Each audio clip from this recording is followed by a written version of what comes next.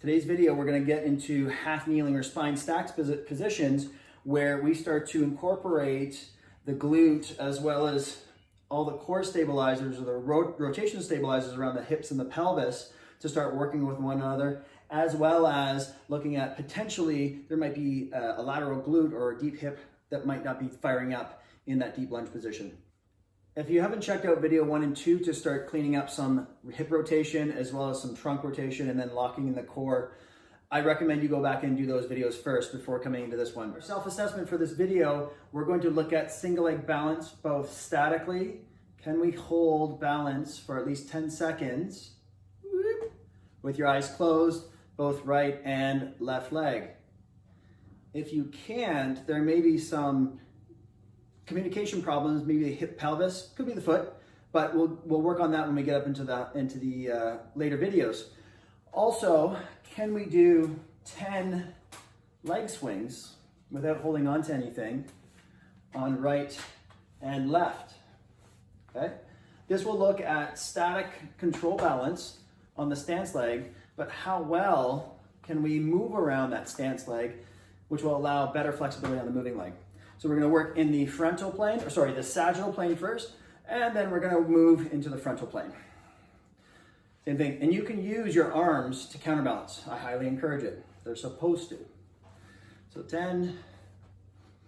So now we're looking at, there's a little bit of a problem with that right leg, a little bit in the rotation. Let's go down to the floor and I'll show you how to do this. You may have found it challenging with any of the single leg balance stuff, and it's tricky to discern, is my balance being affected from the foot, the ankle, the knee, the hip, or the pelvis? A quick way to find out if it's more of a pelvic lumbar area dysfunction is simple. We just do a single leg balance on one knee. And we're just figuring out, or we're feeling, does one side feel different from the other?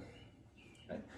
Looking from the side, you want to see that you can hold that leg nice and upright and you're not kind of flexing into it.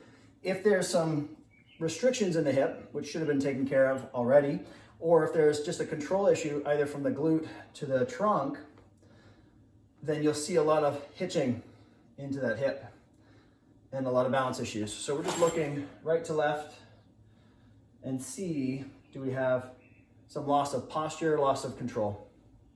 Okay, one side feel different from the other. If everything looks good, we'll move on. So let's say we found some left hip issues that we can't really quite get that glute locking in, we can't really feel it, and things just don't feel connected. We're gonna take a half kneel stance. We're gonna line up the train tracks. So knees and hips are all lined up. And I'll show you from the side. We got this nice angle going on here. You're gonna anchor a band to the side, so it's gonna come cross body. So we're gonna do a pal off or a rotary stability press out. The setup, set the core, put a little squeeze in that glute, so you're tucking that tail under, ribs are down, and simple little press out. Inhale, exhale, press that out. As you press the band out, it's gonna get a little more challenging, so there's a little bit more demand from that glute as well as the oblique and rotary system to control from being pulled over, okay? So press out, and then even here, if you wanna feel that glute just a little bit more in extension, you can do a little pulse to press that out.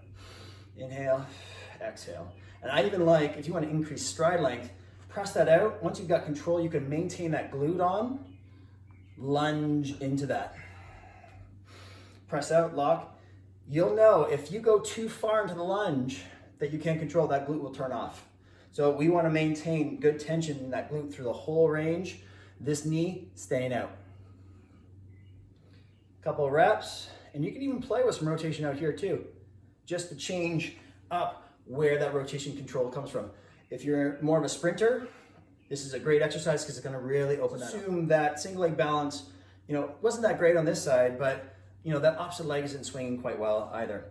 So you're going to same direction because we're still working on rotary control, but we're now directing it towards the hip.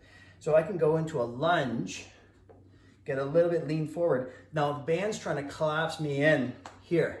We don't want to be here. That's going to really torque onto the knee. So I have to grip the ground with my foot, pry that hip open, keep that glute on as I lunge into it. So this is just working on a little bit of weight acceptance as though I'm stepping out of or driving it from the ground. The rotary stabilizers at the hip and the trunk working quite nicely. Now we want to get that big glute max to start learning to drive that forward, okay? So what we're going to work on is now we've got the band out the backside here, and as I drive my hip into extension, I got to really lock that glute in.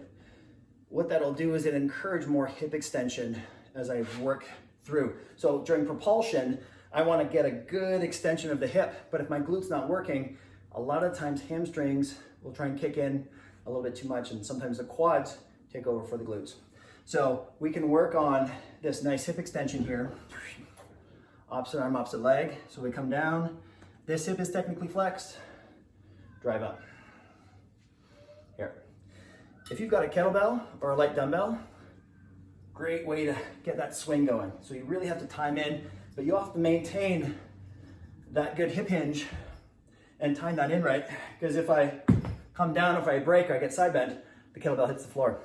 So this really encourages you. One, we're working on rotation control, side bend control, but also hip drive, which is great for propulsion. The kneeling positions are what we call transition postures.